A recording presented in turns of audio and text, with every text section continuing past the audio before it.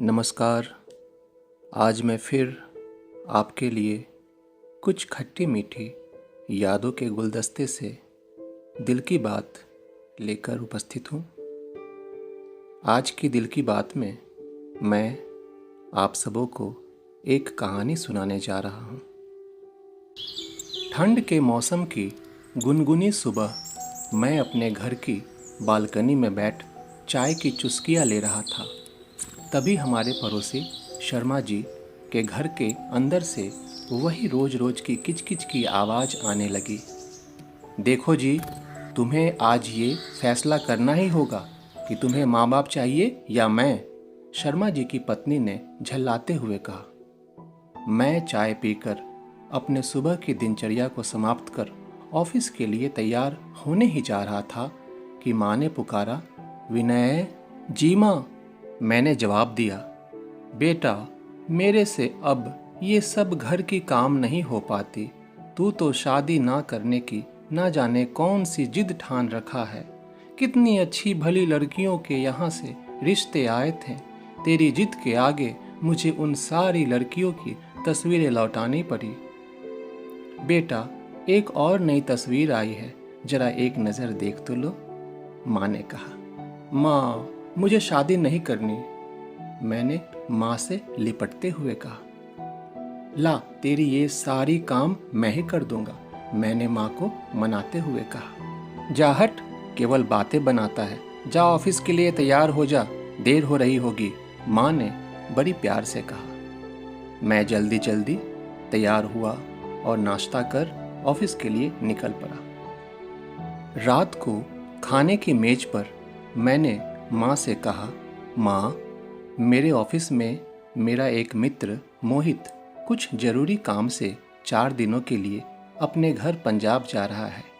वे लोग हमारे यूपी के ही रहने वाले हैं। पंजाब में मोहित के पिताजी की पोस्टिंग है।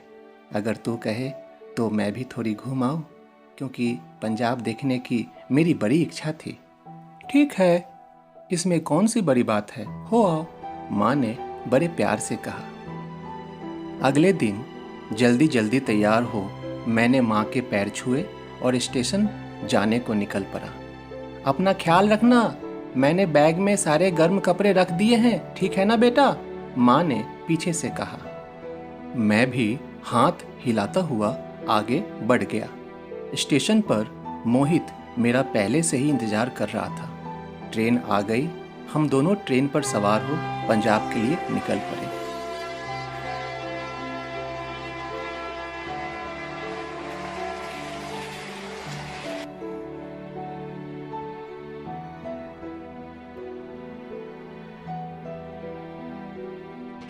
पंजाब सीमा में प्रवेश करते ही दूर दूर तक सरसों की लहलहाती हरे पीले फूलों की चादर मन को प्रफुल्लित कर रही थी। ऐसा प्रतीत हो रहा था जैसे इस मिट्टी से मेरा वर्षों पुराना नाता रहा हो।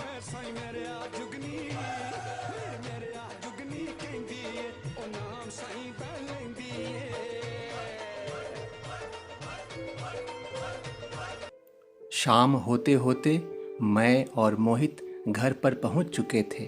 मोहित की माँ मोहित के साथ मुझे देखकर काफ़ी खुश थीं। हम लोग थके तो थे ही, भूख भी बड़ी जोरों की लगी थी। तुम दोनों जल्दी हाथ मुंह धो फ्रेश हो लो, मैं नाश्ता लगाती हूँ, मोहित की माताजी ने कहा। बेटा मंजरी, छाछ तैयार है ना, माताजी ने आवाज़ लगाई। हम लोग हाथ मुंह धो फ्रेश हो नाश्ते की मेज पर पहुंचे। वाह, प्याज के पकौड़े तो शानदार हैं, मैंने कहा। और लो ना बेटा, ये देसी घी के लड्डू तो तुमने छुए भी नहीं, ये मोहित को बहुत पसंद है, तुम भी चक्कर देखो ना, मोहित की माँ ने जोर देकर कहा। जी, मैंने बड़ी शालीनता से कहा। पेट भर नाश्ते के बाद मैंने जीवन में पहली दफ़ा इतने बड़े ग्लास भरकर छाछ पिए थे। फिर इधर उधर और मेरे परिवार की बात होते होते न जाने रात कब हो गई पता ही ना चला। खाना खाकर हम लोग सो गए। मुझे सोने के लिए छत पर एक कमरा मिला था, जिसकी खिड़की घर के आंगन की तरफ खुलती थी।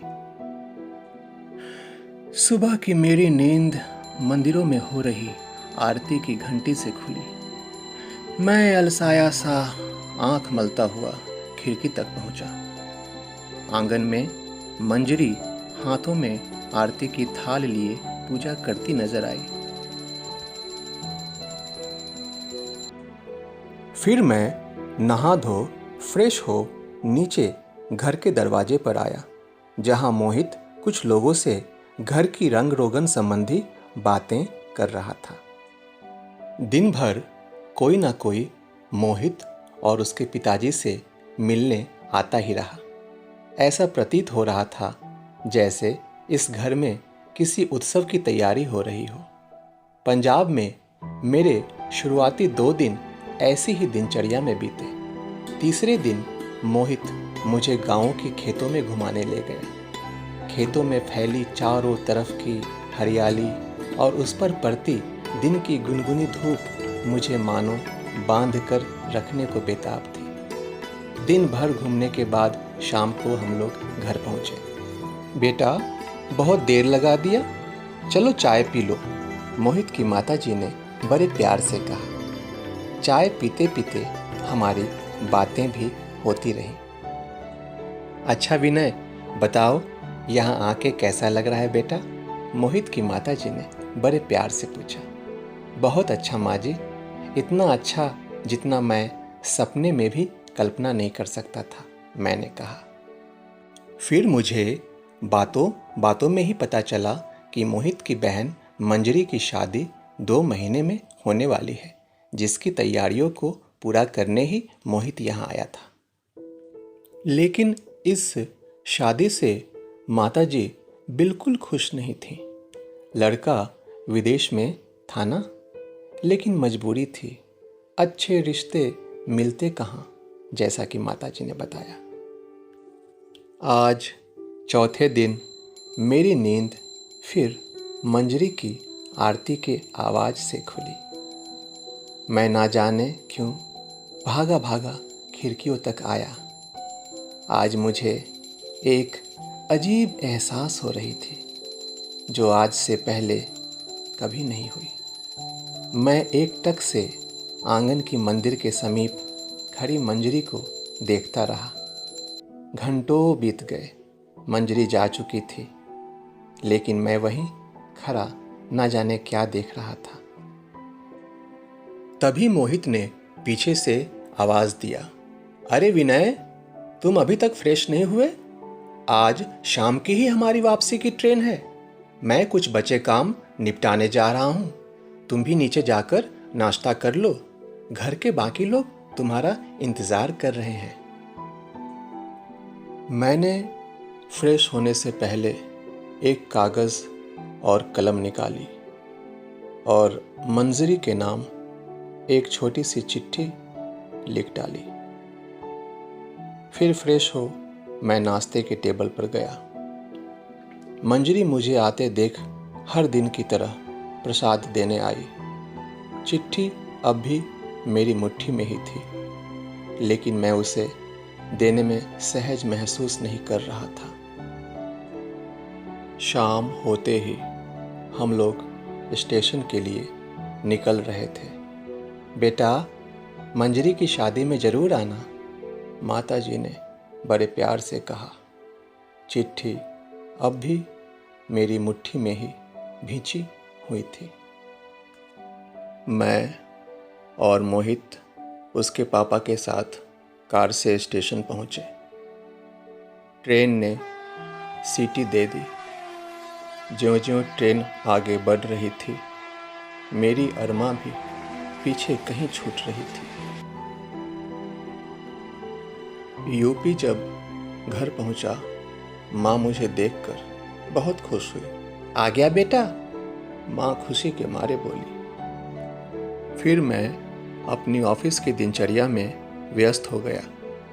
एक दिन ऑफिस से आने के बाद जब मैं नाश्ते के टेबल पर पहुंचा, तभी माँ ने बड़े प्यार से कहा, विनय, तुम्हारे रिश्ते के लिए आज फिर एक नई तस्वीर आई है बेटा।